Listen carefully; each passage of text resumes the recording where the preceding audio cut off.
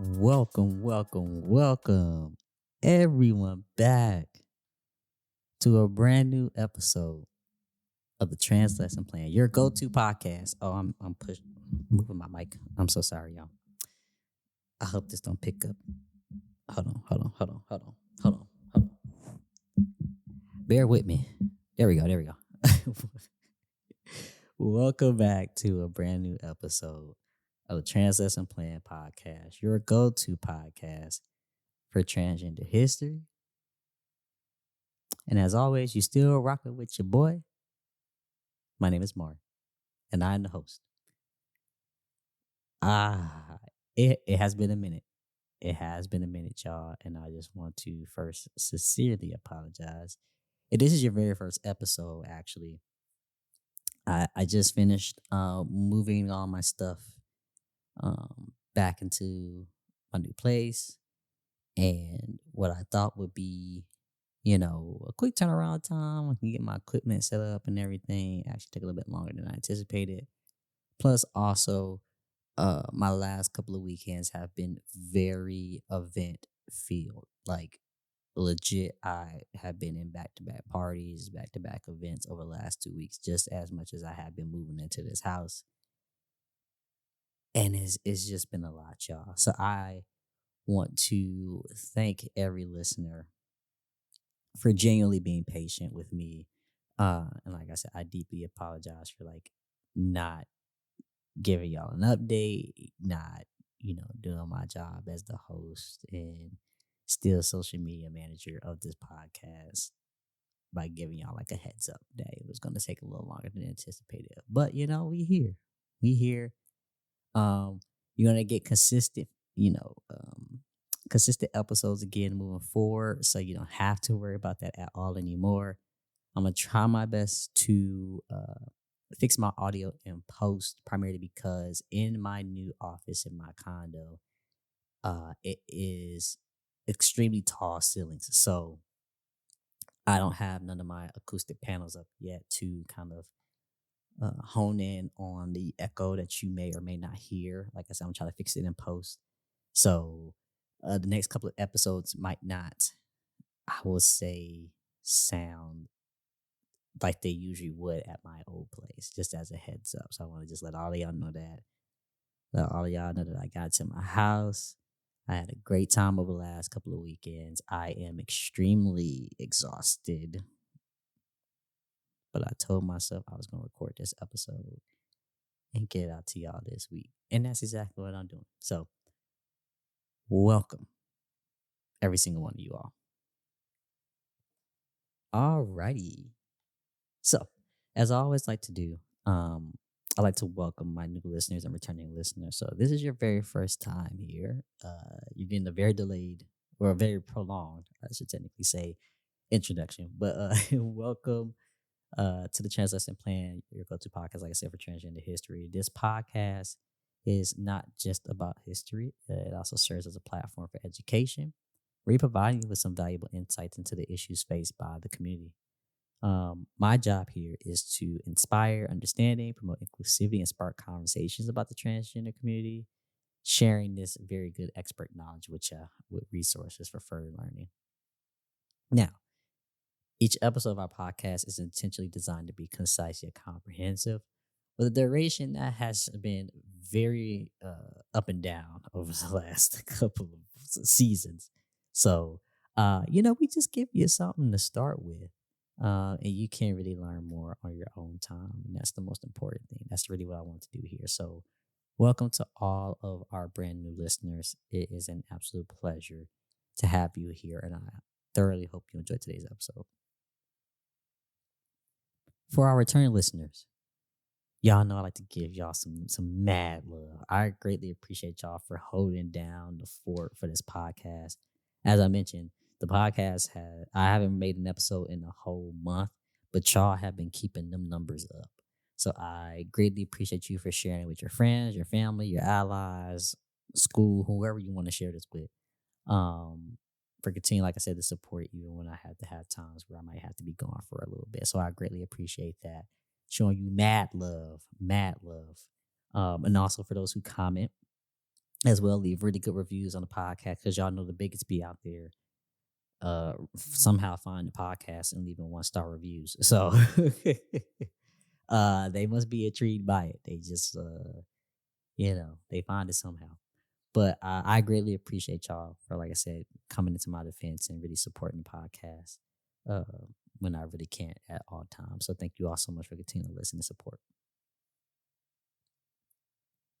All right, y'all. Let's get into today's episode.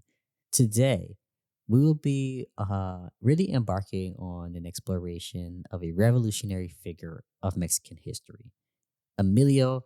Let me get my Google Translate up. So, for those who don't know, this is your very first time here. I have Google Translate on deck whenever I need to pronounce words. Now, since we are talking about a Mexican figure, most of when I was reading a little bit of the biographies and just getting research on Emilio, mostly it was all in Spanish. So part of being a researcher and a historian here, man, it's part of the job.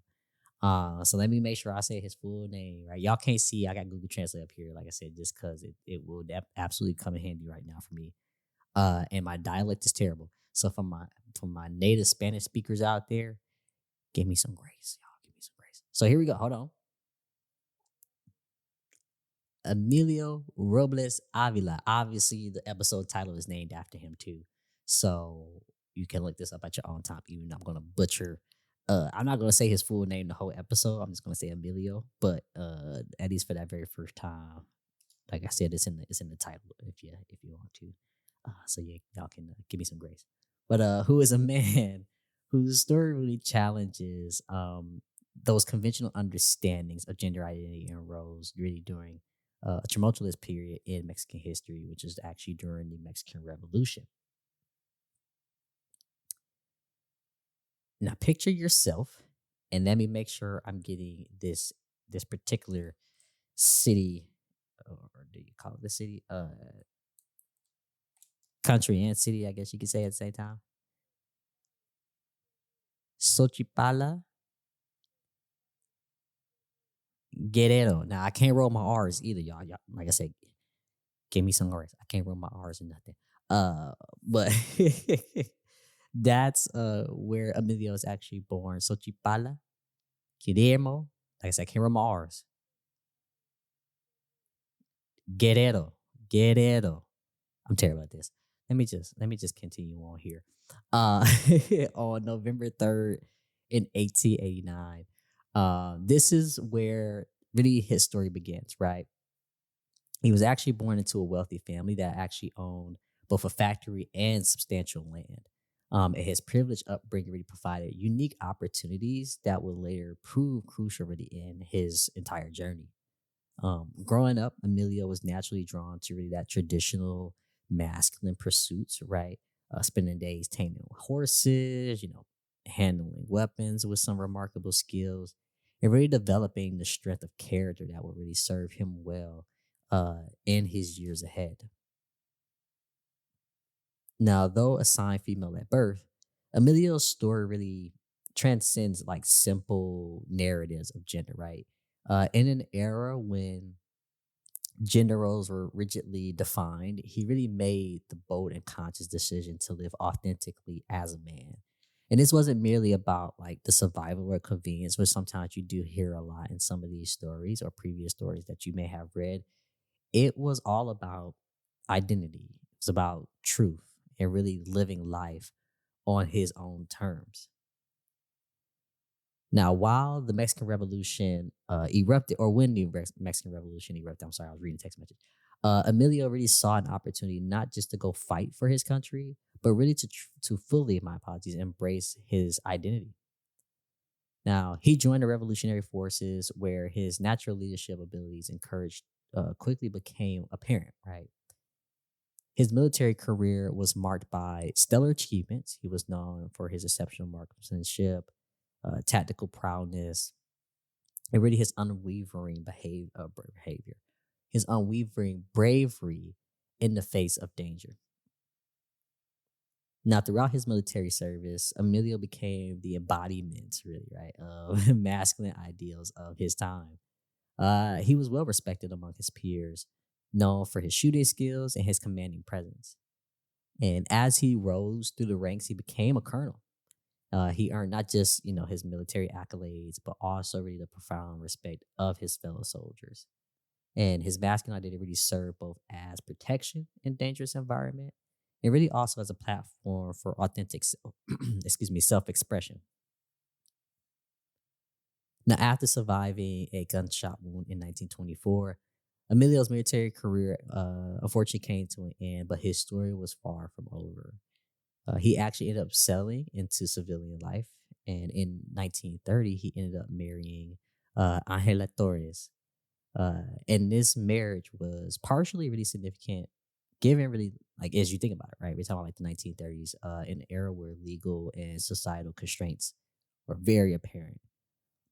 It represented not just a personal milestone, but also really a remarkable legal and social acknowledgement, really, for his identity as a man.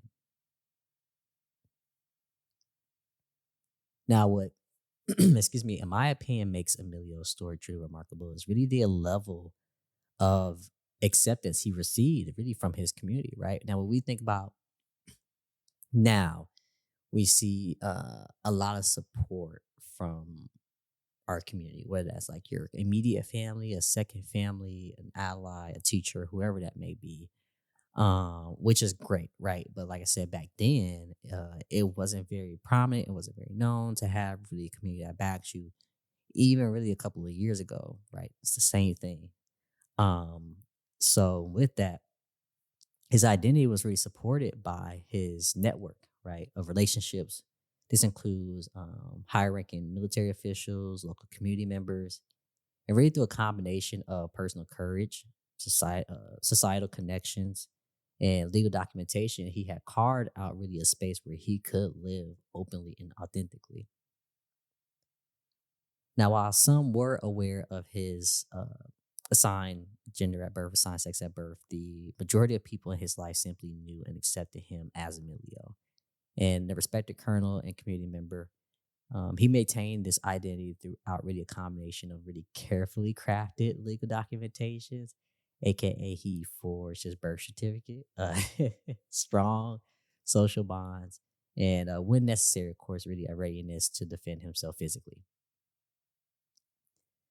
Now, what I'm going to talk about, which is kind of like a key takeaway, which I'll mention a little bit later, but I really want to kind of have a particular section in this episode talk about it, is that sadly after his birth, sadly after his death, um, you may see, if you decide to continue to do research on your own time, historians or feminist scholars really attempt to really rewrite his narrative, really portraying him as a woman who merely disguised himself as a man for practical purposes or survival purposes.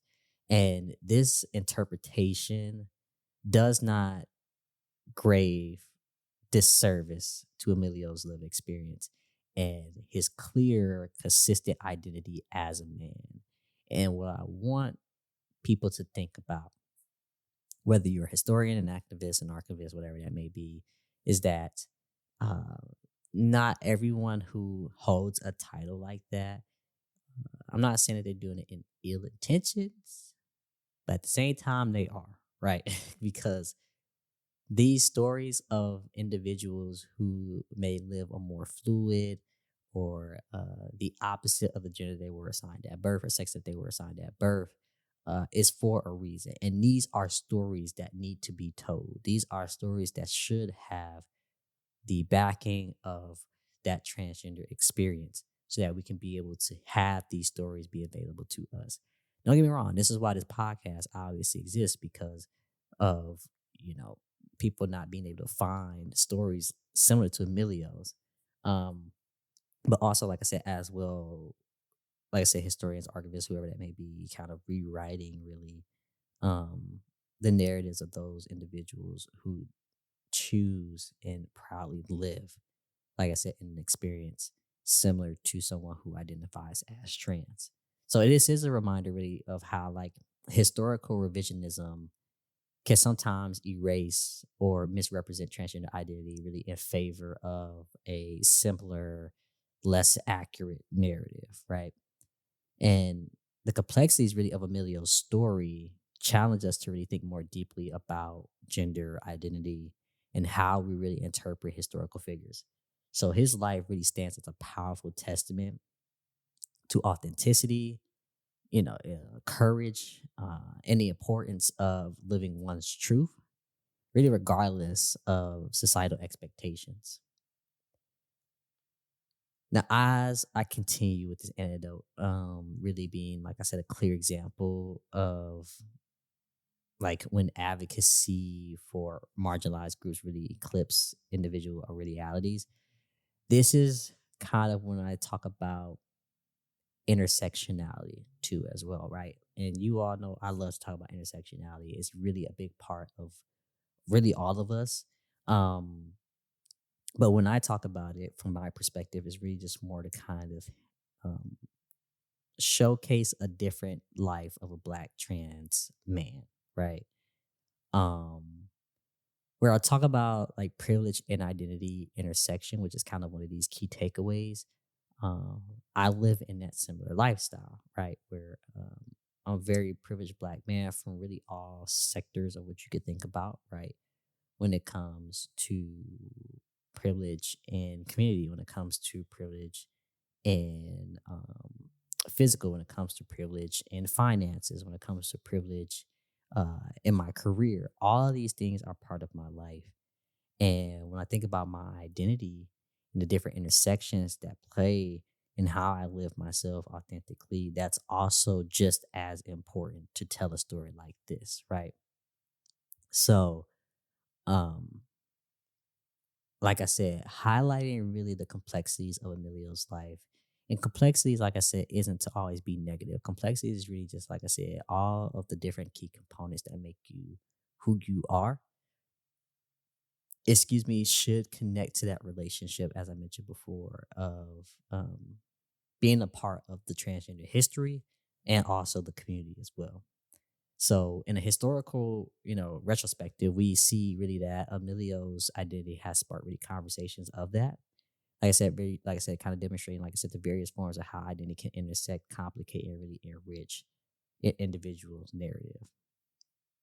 So, we should grapple, like I said, with these complexities because it is essential to amplify voices from the transgender community and ensure, really, like I said, a very nuanced understanding of our history that really honors the realities of all of our lived experiences. Thank you for coming to my TED Talk. Anyways, key takeaways of this episode. Number one, historical context matters, right? Being able to, like I said, learn about Emilio's lived and identifying really as a man during the Mexican Revolution, a time, like I said, where gender roles were rigidly defined. You're going to have also number two, legal recognition. Like I said, when I talked about his forged birth certificate, like I said, having very high social connections, Emilio was able, really, like I said, to achieve like that legal recognition as a man. Also, really, like I said, including his marriage in 1930. Number three, privilege and identity intersection, which is on this long rant about. Like I said, Emilio's social status and his military connections really play a crucial role in, like I said, being able to live authentically as himself. Historical misrepresentation, like I said, prior to his death, post his death, like I said, having feminist interpretations sometimes incorrectly will frame Emilio's story, like I said, as a woman, rather than really recognizing his true gender identity as a man. It's a trans man. Community acceptance. Like I said, Emilio being able to have a community largely accept and back him as he was really demonstrates, like I said, the historical example of transgender acceptance. Let me say that again. Demonstrating the historical context and examples of transgender acceptance. 1930. It's not. It's not a new phenomenon. It's just an argument I have to have every day. And the last one, the danger of erasure with modern interpretations. We must be careful not to erase or misrepresent transgender identities in a historical context for the sake of other narratives. And that's our key takeaways of this episode. So to close out, in conclusion, as I mentioned before, Amelio's story really propels us to really examine and respect the lives of those who defy, like I said, rigid categories of gender. It really calls for us really to reflect on how we narrate our history. We all must strive unearth the truths of individuals, like I said, who have lived complex, rich lives and really ensure, like I said, that they are remembered authentically as they represented themselves. So, really, the journey of understanding the nuances of gender identity demands our attention and empathy. For most of us, we know that. But for those who may be brand new here, just give you a little tip. Reminding us that history is not merely, like I said, a record of the past, but really a living conversation between our interpretations and the realities of those who walk before us. So, with that, I want to thank you all so much for listening to today's episode. I greatly appreciate every single one of y'all for riding out with me, for sticking it out with me. It means so much to me that you all are here for another season. Although this is still part of season 8, season 9 obviously will be coming up very soon because you all know I like to kind of condense my seasons very kind of like small in a way. If I continue to ride out, if I continue to support, it means so much to me that you all continue to be here. If you want to follow the podcast on social media, you can follow us at the Trans Lesson Plan on Instagram and Twitter. I know that TikTok is back. I still don't know if I want to do TikTok, y'all. Not gonna lie, and I know that people keep telling me to do TikTok because I can like blow this thing up more. TBD. I'll let y'all know. If you want to follow me, the host Mar, you can follow me at mariiiwrld. That's MAR 3 I's WRLD. A new episode. Obviously, we're gonna get back on our usual schedule, y'all. Every week, every Sunday. I might drop this as a surprise episode because it has been that long, and I don't think I want to wait till Sunday to get y'all this episode. But every Sunday, our usual schedule. Social media is about to get back up and running. I finally got back, like I said, into my house now and got everything in order, so we should be good there. Quick announcements. Number 1, I have a campaign coming out very, very soon with a very, very, very popular LGBTQ plus nonprofit. I'm not going to spoil it for y'all, but keep your eyes out on that interview being released soon. Number 2, I will be at World Pride DC. So if you want to meet me, I will happily be there. I'm not technically working or doing anything crazy. I'm there to support a friend who will be on the main stage. Shout out to 2A and Ricky. Proud of my boy. So I will be down there at World Pride DC. Say hi. Whatever you want to do, take pictures. I'm a very nice man if you ever do get to see and meet me in DC Pride. So I will see you all in June for that. I do have a couple of speeches, conferences, and everything coming up with, like I said, very big name people too as well. So once I get more details on that soon, I will let you all know where you can also see and meet me if you like in person. And I think that's it for now. So stay tuned for all that stuff. With that, I appreciate you all. Have a great week. Please be safe, as I always like to do. I love you all so much. Hugs and kisses. And I will see y'all next week. So peace.